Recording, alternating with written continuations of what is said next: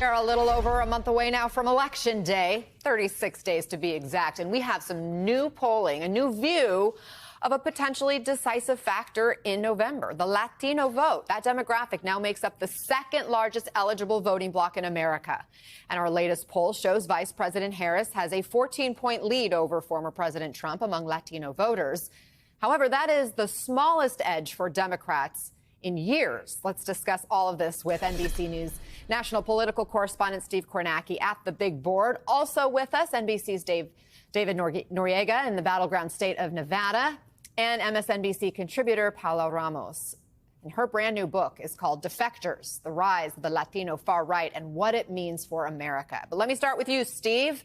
Give us the details of all this polling. Break it down for us. Yeah, Anna, I mean, the key is what you were saying at the end there about, look, on the surface here, this is a 14-point lead among Latinos for Kamala Harris. But the key is the context. What has this looked like among Latino voters in past elections, in recent elections? These are the exit polls. You go back to 2012. Remember, Barack Obama was running for re-election. He won the Latino vote by 44 points. Hillary Clinton by 38 in 2016. Joe Biden by 33 in 2020. And then look here, that drop, the drop in that number down to 14 points now in our poll. This has been one of the key questions since 2020 when we saw Republicans make some gains with Latinos then.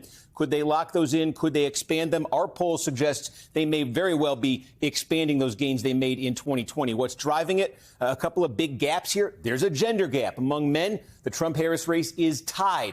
Among women, Harris with a 26-point lead. Among Hispanic women, there is an age gap. Younger, under 50. Harris only ahead by 3 points. Over 50. Look at that. She leads by 30 points. Then layer those on top of each other. Gender and age, and you start to see more divides. Men under 50, Trump with an advantage of 9 points over Harris. Harris leads men over 50, women under 50, and then look at this. Harris's core group, Hispanic women over 50 years old. Look at the gap between Trump with young men and Harris with older women. A lot of room in between those two, a giant gap. And we also have this. We talk about an education divide. We talk about this a lot with white voters. It's become one of the big features of the white electorate. You see it here, starting to see a little bit with the Hispanic electorate. Men without a four-year degree voting for Donald Trump, they say, by a margin of 13 points right now. And again, women with a college degree go to the other end of things. It's 26 points for Harris right there. And we also have, this is interesting, a religion gap. Look at this. Among Catholic Hispanics, Harris is leading. She's leading big by 20 points. Among Protestants, total reversal. Trump leading by 26 points. So some of the gaps there, some of the sort of gaps between and within the group, they explain how it's only 14 total right now for Harris. And so I want to go to David, who has been talking with some of these Latino voters there in swing state Nevada. And we know, David, that in this polling, economy is still the top issue for Latino voters, just like we've seen it across the broader electorate. What are the shifting views and some of these demographic notes that Steve just gave us tell us? And what does it look like on the ground there as both campaigns are trying to make inroads?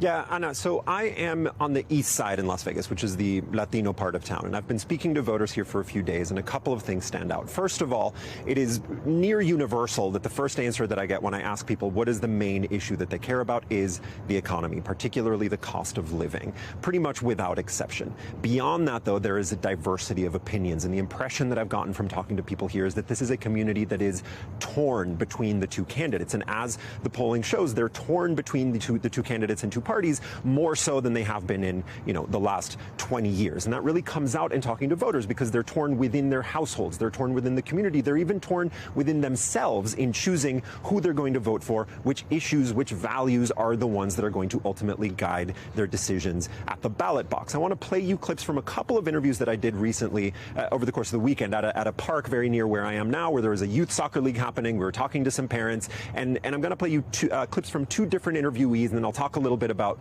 kind of what I concluded from both. Take a listen. I love what Donald Trump did for us as an economy while he was in presidency, and I don't know what she has to offer because she's new.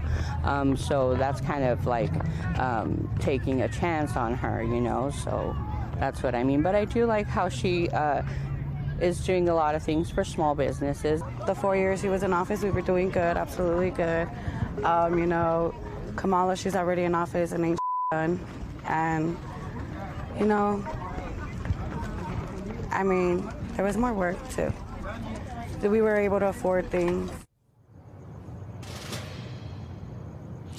So that first voter, Griselda, she told me she's about 60-40 leaning towards Trump, but still very much open to being persuaded and open to hearing more from the Harris campaign. That second voter, Veronica, she is 100% in for Trump, but I also met her husband, who did not want to go on camera, and he says that he's voting for Harris and that they had an argument about that just that morning, the day that they met them. So again, households are torn, people are torn. As far as how the campaigns are reaching out to these people, the story there, Anna, basically is that the Democrats and the Harris campaign is vastly outspending the Trump campaign and has, I would say, a clearer vision of who this community is and how they're trying to reach them. Just as an example, they've spent more than $13 million on ads in Hispanic media markets. That's more than 20 times the amount the Trump campaign has spent on the same. They're spending also lots of money on field outreach. Of course, the question is, we don't know if that is going to translate to votes in November. Anna? David Noriega, thank you for that fascinating slice of the Latino electorate that you brought us there in Nevada.